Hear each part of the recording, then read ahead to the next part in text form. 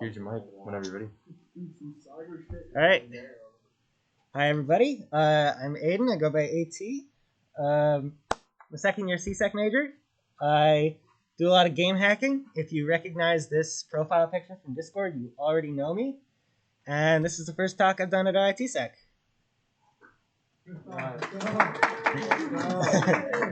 I'm going to cover a lot. I'm going to try and go fast. My slides are everything from finding a value in Cheat Engine, which is like the first thing anybody ever learns, all the way down to editing, assembly, and code injection, and even injection copy, which is an advanced way to get values. So how do we find a value in Cheat Engine? We're going to get up a very basic YouTube video. That's Baby Rage, the Twitch emote. We've got our I'm just going to escape out of here and grab it up here. So essentially, we've got a very basic snake game here, and our goal is to find the score value. So what we're going to be doing is first we're going to be playing the game a little bit in order to change the score value. You can judge me for my skill at snake as I recorded this, but we see here that the value is 30. So we plug in 30 and get our first list of values. After we're done with that, we change the value. And skip ahead a little bit here. We research for the new value. And depending on the game, it'll go, you'll get fewer and fewer values. This is a very tiny game, so it only took 2 tries. And then you'll get a value which will correspond to whatever your score is. And you can change that in order to get interesting results, like having a massive score right there. There are also a whole bunch of different ways to measure the values that you're searching for, everything from searching for an exact value to bigger than, smaller than, and then a whole bunch of value between kind of stuff. And then you've even got ignore value for if you have to do something and you need to do a new scan, but you don't go any, or you don't want to eliminate anything. All right. So doesn't take a whole lot of practice in order to get good at that. It's fairly easy, but there's more to do. Yeah. Should have put Philip Baby. What am I doing? So the next thing you're going to want to do is figure out pointer scanning. There are a lot of tutorials out there for pointer scanning, but most of them show you a very poor method of doing it. This is one of my favorites. I'm going to be skimming over it, but I highly recommend you go back and watch it in full. That shows the 2 different ways to pointer scan and why the second one is far better, like exponentially better. But it's also worth noting that not every game has particularly good pointers. So sometimes you just need to use other methods. Anyway, we're gonna get through this. So this guy, I should mute the video so I can talk through it, is scanning a game with health, and he's trying to get a pointer for, or he's trying to find a way to get his health value every time he loads it up so he doesn't have to search for it every single time. He's going to cover the 2 ways, but the first way he's going to do is he's going to reboot the game every time and search for it every time and look for pointers every time until he gets the pointer he needs. This is the way you'll be taught most times. So I'm going to skim ahead a little bit here until he gets to the menu. But yeah, here he is. He's pointer scanning, and he's going to keep opening the same pointer map. The pointer map is, oh boy, did we lose? We lost. Arguing export? There's no separation between everybody.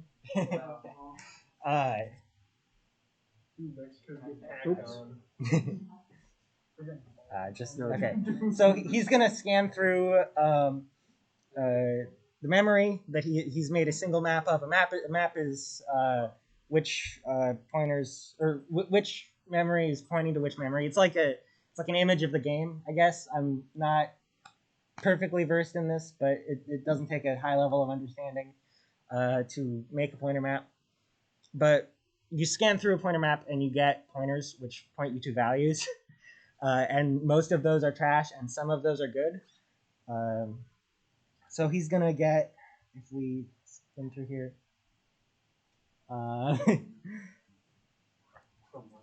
yeah, he's going to. We already passed it. So yeah, he gets some pointers that work, and a whole bunch of pointers that don't. We'll just pause here and show that the first method, you go through a whole bunch of different scans, and you only lower it a little bit each time. But then the method that everybody needs to be doing, which most people don't do, is pointer map cross-reference. There's the pointer map he's showing. So the proper way to do it, that will save you a million years, is to make two different pointer maps after rebooting the game 2 different times, and then you can compare pointer maps to each other. Go way ahead here.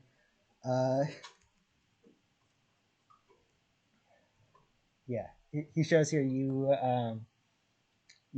make a pointer map 1, you make a pointer map 2, and then you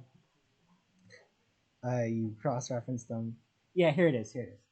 So there's an option here called Use Saved Pointer Map, and compare results, and you will only have to scan 2 times.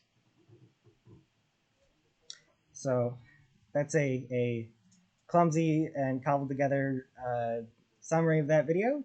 Again, highly recommend you go watch it if you want to know how to do this a lot better. But game hacking is even more complicated than that because there are other things that you're going to want to be able to do, and there are other tools for it.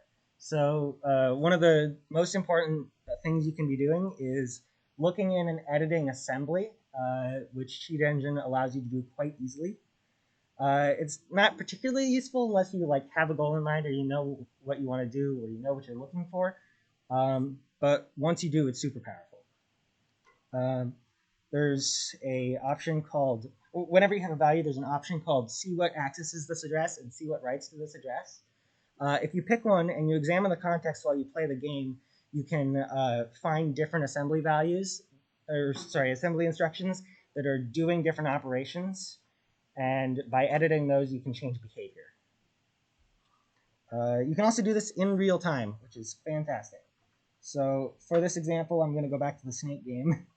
I should open this in the actual thing.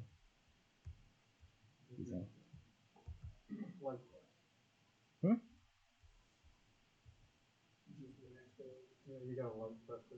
Oh, I have no idea how any of this works. So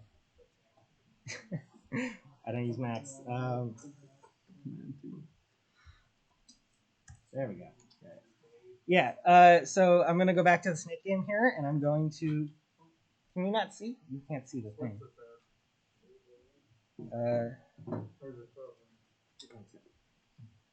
Oh no, it's slow. No, This is frozen.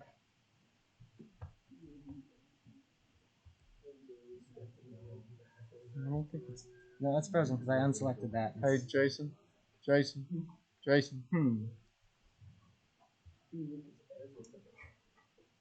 Oh no, it's just very slow. Oh my It's goodness. unbelievably slow. This is like 20 seconds behind. Okay. Oops. Go away.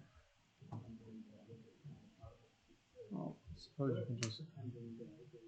Yeah. Yeah, try the best. Try your best. Yeah. Everyone's definitely trying stuff. No problem. Technical difficulties. All right. So here, our goal is to change behavior by editing the assembly.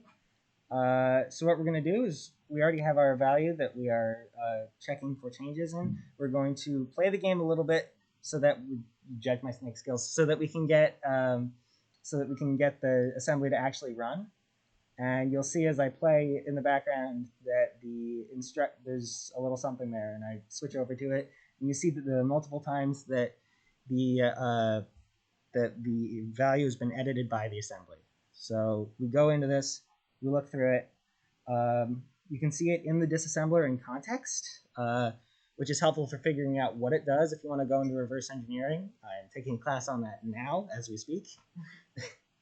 And you can edit it manually, or you can go back and one of the super easy things to do, which I put in the slide, is you can replace it with NOP. And once you do that, that edits behavior. It's super simple, and it makes it so that my score does not tick up when I collect points. This might not look super useful, but in a hack I recently did, the way that the game prevented you from submitting a hacked score was if it detected a hacked score, at the end it would set your score to 0. So if you knocked the instruction that set your score to 0, you could still submit the score.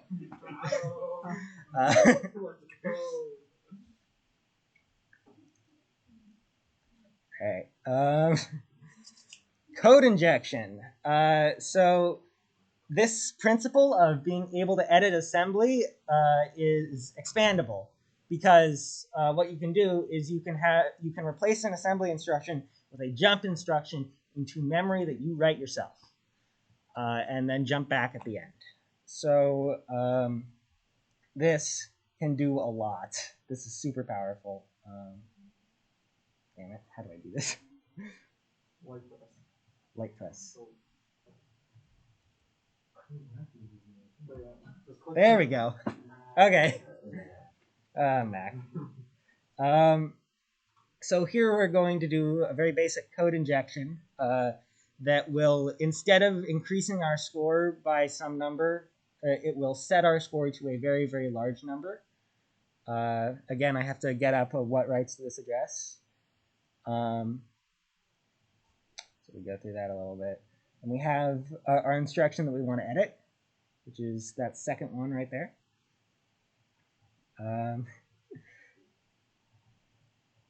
Yeah, so we're going to get it up in the disassembler. We're going to go to Tools. And, oh, is this the old video? This is the old video, I'm dumbass.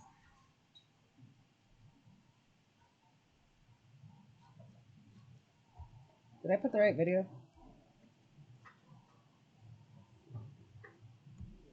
I did not. It's GH4. That's what I want. Yeah. All right.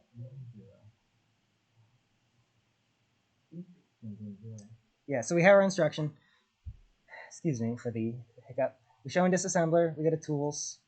And in Tools, we're going to go down to Auto Assemble. And there are a whole bunch of templates that Sheet Engine offers. It's a very powerful tool. And one of those templates is code injection. So I've prepped a little bit here, but it's so simple that I can just type it out. You go to New Memory, and you type whatever code you need to type. And then it just runs in addition to whatever other code you have. So I'm going to have an instruction here that moves the score value, or moves the hex value of FFFF into the score value. And you will see what that does when I execute the code. But you'll see right there that that's the empty memory. So as soon as the code is executed, my score jumps to 65535.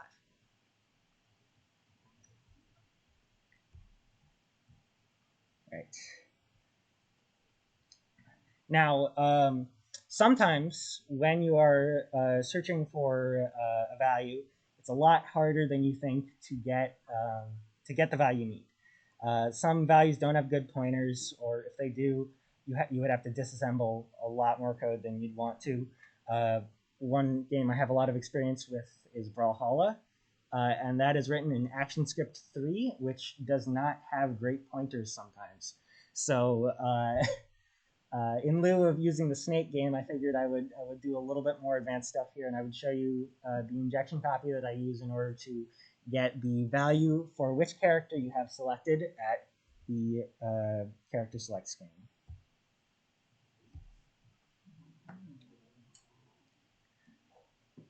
It's a good game. So here we have the means by injection, or the means to do injection copy. So first, what you're going to want to do is you're going to want to allocate memory, like 4 bytes or whatever you need for your value, and you're going to want to name it something. Like in this case, I named it character select base. And then whenever your code runs, you're basically you're going to take wherever that value is stored in the assembly and copy it to that, and that way you will get what you need. So I run that script, and then as soon as I go over that assembly, which is to say I scroll my cursor over one of the characters, the game runs through that assembly, runs my code, and is able to copy the value to what I need. So now that I've run that, I have a value called selected character, which will change whenever I select a character. Now it's 38, now it's 21, etc., etc. And I realize really quick I can't do this in ranked, but once you have this kind of power, you can mess around with games a little bit. So I pick character 48 here, and I change the character value to 3. And then I load up a single player game, and this character has all the attributes as if they were character 3, but all the graphics of character 48. And excuse the stream for being so slow, but you'll see when I pick up a weapon, it's a broken texture. So you see a lot of dev elements and stuff when you are game hacking at this level. And it's really fun and really interesting, and I highly recommend it if you're interested at all. Anyway, thank you very much. There's a lot more I didn't cover because I don't know it. I'm always learning. A whole bunch of very helpful people on the forums. Don't be afraid to reach out.